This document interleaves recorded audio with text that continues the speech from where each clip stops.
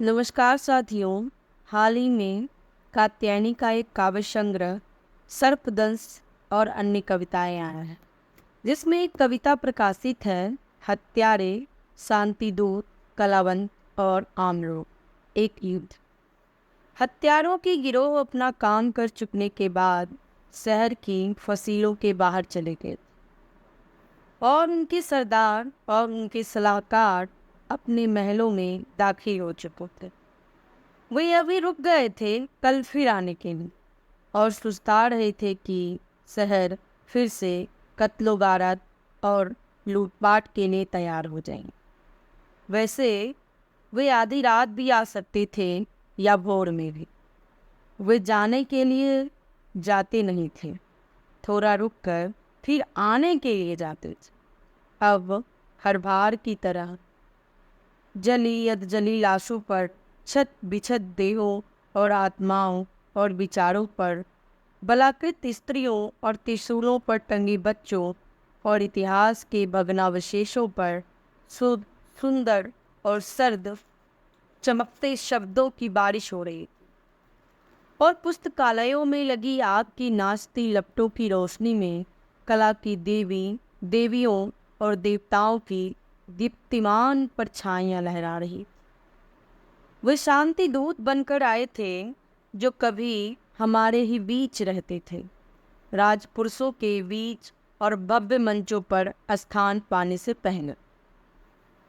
वे कह रहे थे कि बहुत ही बुरा हो रहा है मनुष्यता और संस्कृति के साथ, लेकिन हमें यह भी समझना होगा कि आखिरकार हत्यारे ऐसा कर क्यों रही। अतीत के कौन से प्रेत उन्हें सता रहे हैं।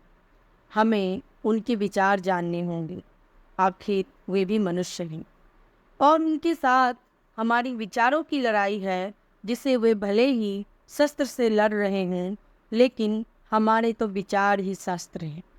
प्रेम, शांति, अहिंसा और करुणा के विचार। संस्कृति के राजवेशी दूतों ने कहा कि हत्या, आतंक, बलात्कार, लूट और युद्ध का सबसे बड़ा उत्तर प्यार ही हो सकता है। किसी भी तरह की आत्मरक्षा की तैयारी भी प्रतिहिंसा होगी, जो हत्यारों को और अधिक हिंसा के लिए उकसाएगी। हमने शहर की सड़कों, गलियों को खून की नदियों और नहरों में बदलने ही देना होगा। हमें शहर की सड़कों और गलियों को खून की नदियों और नहरों में बदलने ही देना होगा और सभी घरों, पुस्तकालयों, शिक्षालयों, इतिहास और संस्कृति को जलकर राख होने ही देना होगा, ताकि यह सब देखकर हत्यारों के हृदय वैसे ही बदल जाए जैसे कलिंग विजय के बाद अशोक का बदल गया था। शांतिदूत संस्कृति विभूतियों का कहना था कि तब तक हमें थोड़े उपवास करने होंगे, थोड़े भजन गाने होंगे, कुछ शांति मार्च निकालने होंगे, कला, साहित्य, संगीत के कुछ भव्य आयोजन करने होंगे और हमारे सुमधुर गीतों पर अगर कभी प्रसन्न होकर हत्यारों के सरदार हमें पुरस्कृत करने को बुलाएं, तो सादर उनकी सेवा में उपस्थित होना होगा।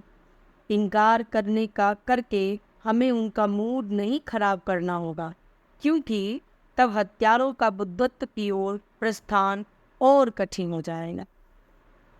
उन्होंने चेतावनी देते हुए कहा कि आज तो कविता में राजनीति को लाना भी एक हिंसात्मक और काव्यद्रोही क्रिया होगी।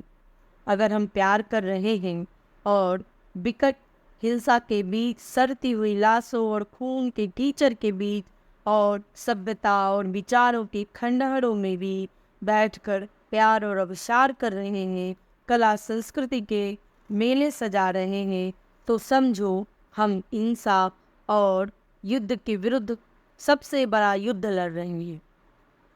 यह सब समझाकर अभी विदा ही हुए थे।